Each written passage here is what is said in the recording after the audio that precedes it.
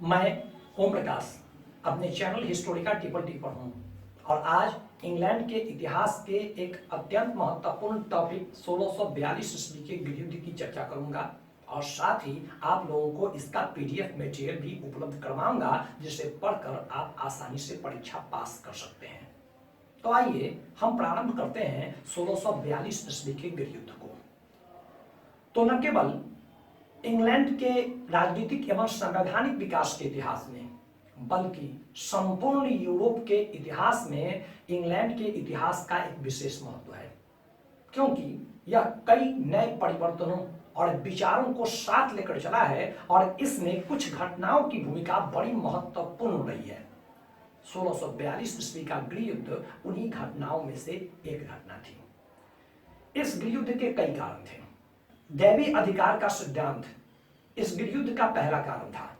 जिस समय यह गृहयुद्ध हुआ था उस समय वहां का शासक चार्ल्स प्रथम था। वह राजा के दैवी अधिकार का कट्टर समर्थक था।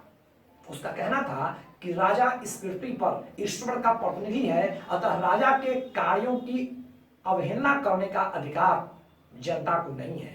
राजा का आदेश वस्तुतः ईश्वर का आदेश है, राजा के कार्य वस्तुतः ईश्वर के कार्य हैं।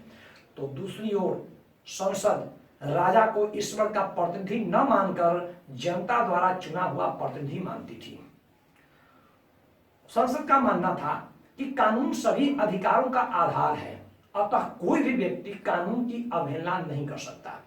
चार्ल्स प्रथम इस बात को स्वीकार करने को तैयार नहीं था, अतः यहीं से राजा और संसद के बीच मतभेद बढ़ने लगे। इस गृहयुद्ध का दूसरा कारण चार्ल्स का व्यक्तिगत चरित्र था। चार्ल्स का व्यक्तिगत चरित्र भी ठीक नहीं था। वह बड़ा ही दूरदर्शी शासक था। वह हठी था, जिद्दी था, दुराग्रही था। वह जनता की भावनाओं से सर्वथा दूर रहता था।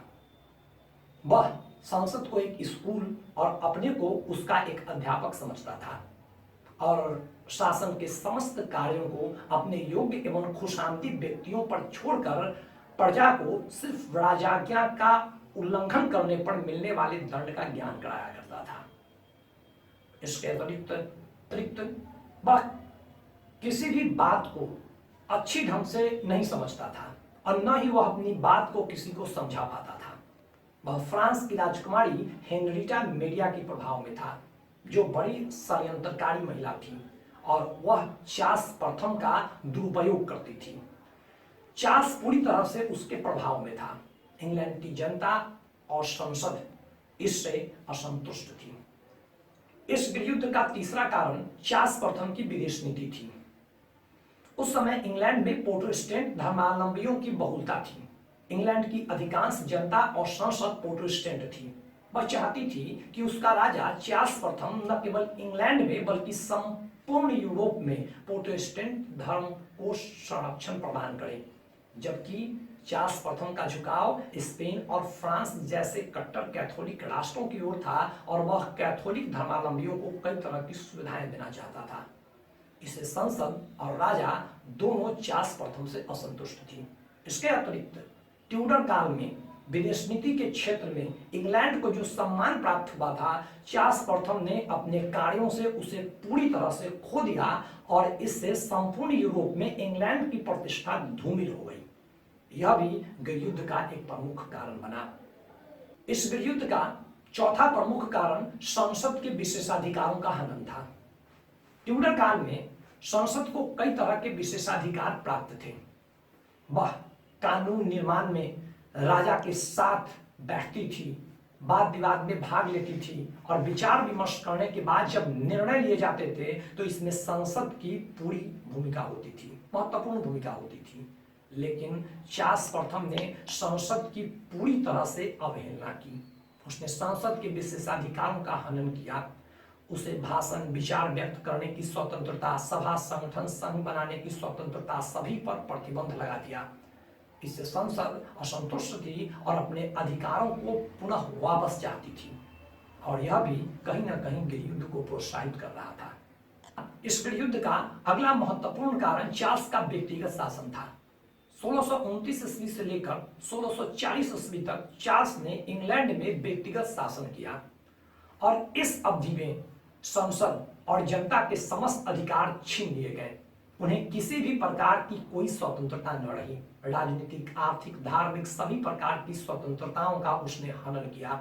प्रजा पर कई तरह के कर लगा दिए गए, कई अमानुषिक अत्याचार किए गए। संसद के सदस्यों पर बलपूर्वक झूठे आरोप में फंसाकर उसे सजा देने की कोशिश की गई, उन्हें दंड दिया गया।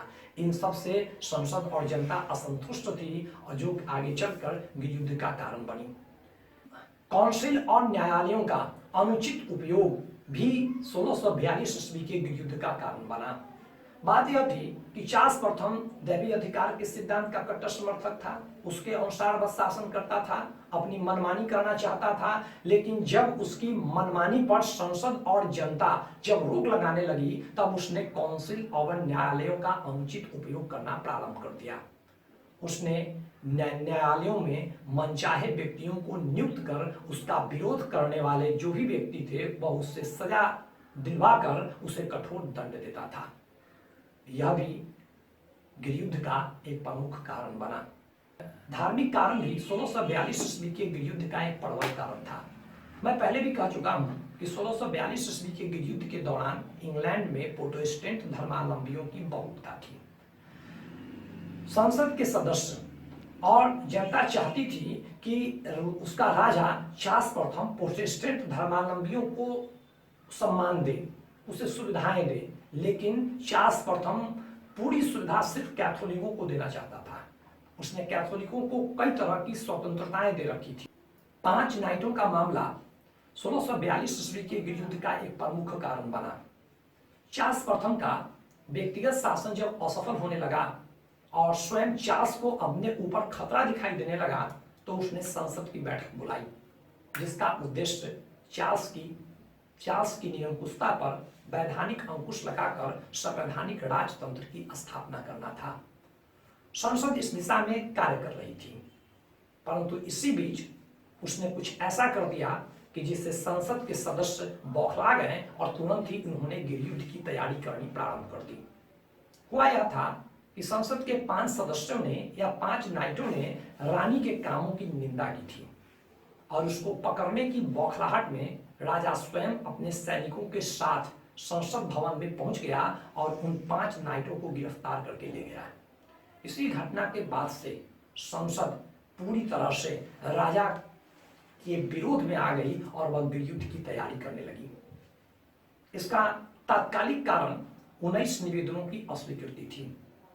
जून 1641 ईस्वी में संसद ने राजा के पास 19 निवेदन के रूप में अपना एक प्रस्ताव भेजा। चार्ल्स प्रथम इसे स्वीकार कर सकता था, लेकिन वह दंभी, हठी, दुराग्रही और अभिमानी राजा था। उसने इसे अस्वीकार करके अपनी घोर अदूरदर्शिता का परिचय दिया और इसके अस्वीकार करते ही इंग्लैंड में 1642 ईस्वी का गृहयुद्ध प्रारंभ हो गया। इसके अतिरिक्त इस गृहयुद्ध के कुछ और भी कारण थे, जैसे कि कुछ धार्मिक कारण भी थे, कुछ सामाजिक कारण भी थे, जिनकी चर्चा मैं इसमें न कर सका।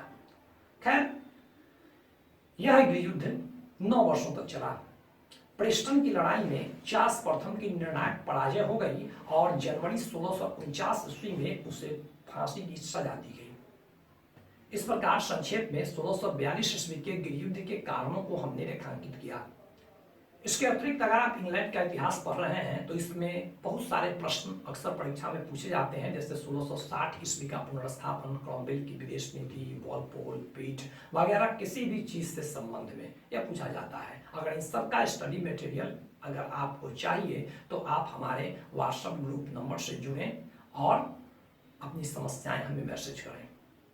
धन्यवाद।